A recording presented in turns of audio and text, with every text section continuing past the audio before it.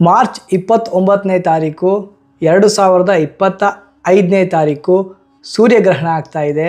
ಹೆಣ್ಣು ಮಕ್ಕಳಿಗೆ ಏನು ತೊಂದರೆ ಆಗುತ್ತೆ, ಯಾವ ರಾಶಿಯವರಿಗೆ ತೊಂದರೆ ಆಗುತ್ತೆ, ಯಾವ ಆಚರಣೆಯನ್ನು ಮಾಡಿಕೊಳ್ಬೇಕು ಅಂತ ತುಂಬ ಜನ ಸಂದೇಶವನ್ನು ಕಳಿಸ್ತಾ ಇದ್ದೀರಾ. ಅವರಿಗಾಗಿ ಒಂದು ಸ್ಪಷ್ಟೀಕರಣ. ದಯವಿಟ್ಟು ರಾಹು, ಕೇತು, ಶನಿ, ಚಂದ್ರ ಇವರುಗಳನ್ನು, ದ್ವಾದಶ ರಾಶಿಗಳನ್ನು, ನಕ್ಷತ್ರಗಳನ್ನು ನೆಮ್ಮದಿಯಾಗಿ ಇರಲಿಕ್ಕೆ ಬಿಟ್ಟುಬಿಡಿ. ನೀವು ಭಾರತದಲ್ಲಿ ವಾಸ ಮಾಡ್ತಾ ಇದ್ದೀರಿ ಅಂತಾದರೆ ನಿಮಗೆ ಈ ಗ್ರಹಣದ ಯಾವ ಆಚರಣೆಯು ಶಾಸ್ತ್ರೀಯವಾಗಿ ಇಲ್ಲ. ಅದರಿಂದ ದಯವಿಟ್ಟು ಭಯ ಪಡಬೇಡಿ, ನೆಮ್ಮದಿಯಾಗಿ ಬದುಕಿ. ಇದನ್ನು ದಯವಿಟ್ಟು ಎಲ್ಲರಿಗೂ ಹಂಚಿಕೊಳ್ಳಿ. ಗರ್ಭಿಣಿಯರಿಗೆ ಏನಾಗ್ಬಿಡುತ್ತದೆ ಅಂತ ನೀವು ಹೇಳ್ತೀನಿ ಕೇಳಿ. ಗೋಚರವಿಲ್ಲದೆ ಇರುವ ಗ್ರಹಣದ ಬಗ್ಗೆ ಭಯಪಟ್ಟುಕೊಂಡು ಕಂಡ ವಿಷಯಗಳನ್ನು ನೋಡಿಕೊಂಡು ಯಾರ್ಯಾರು ಭಯ ಪಡ್ತಿದ್ದೀರಿ ಎಲ್ಲ ರಾಶಿಯವರಿಗೂ ತೊಂದರೆ ಆಗ್ತದೆ.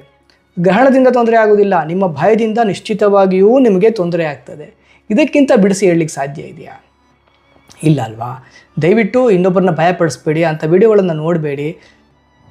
ಯಾರಾದರೂ ನೋಡಿ ಭಯಪಟ್ಟಿದ್ದರೆ ಅವರಿಗೆ ಈ ವಿಡಿಯೋನ ಶೇರ್ ಮಾಡಿ.